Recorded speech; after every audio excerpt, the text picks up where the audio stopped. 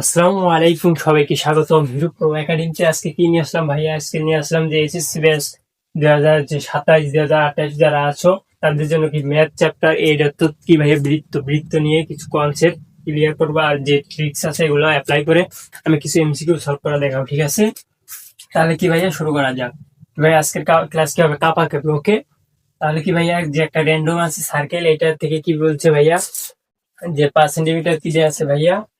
5 centimetre দেয়া আছে হলো অতিভুজ, এবং ওএস 3 সেন্টিমিটার হলে কি বলছে ভাইয়া, যে পি কিউ কত ভাইয়া? পি কিউ যে কি আছে ভাইয়া, যে আছে যার মান বের করতে হচ্ছে। ওকে, তাহলে শুরু করা যাক।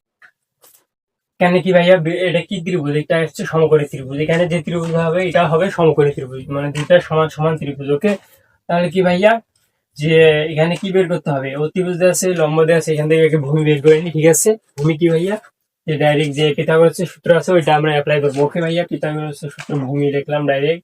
স্কোয়ার আছে ওটা অবশ্যই লিখতে হবে ভাইয়া, রুট হবে, তাহলে ডাইরেক্ট লিখতেছি। ওকে, 5 স্কোয়ার ভাইয়া কি হবে, মাইনাস কি হবে ভাইয়া, 3 স্কোয়ার।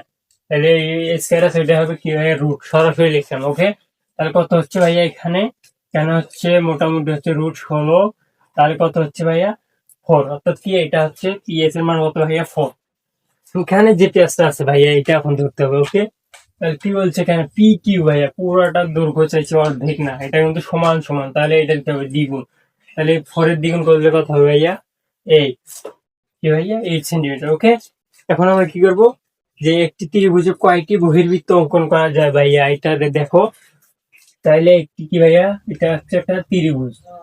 ত্রিভুজের বহির্বৃত্ত অঙ্কন করতে গেলে কি করতে হবে ভাইয়া, যে রেখাগুলো আছে ওইগুলো বর্ধিত করতে হবে। আমি একবারে বর্ধিত করে নিচ্ছি। ওকে, তাহলে কি ভাইয়া, ত্রিভুজ বহির্বৃত্ত মানে বাহিরে যে বৃত্তগুলো অঙ্কন করা যাবে। ওকে, তাহলে ভাইয়া বাহিরে বৃত্ত অঙ্কন করা মানে কি নিয়ম, বা কি এটা ত্রিভুজ হবে, বহির্বৃত্ত হবে কি না হবে তার শর্ত আছে। তাহলে তিনটি, যে কোনো হলো সর্বনিম্ন হলো কি ভাইয়া, 3টি জায়গায় স্পর্শ করতে হবে বিন্দুতে।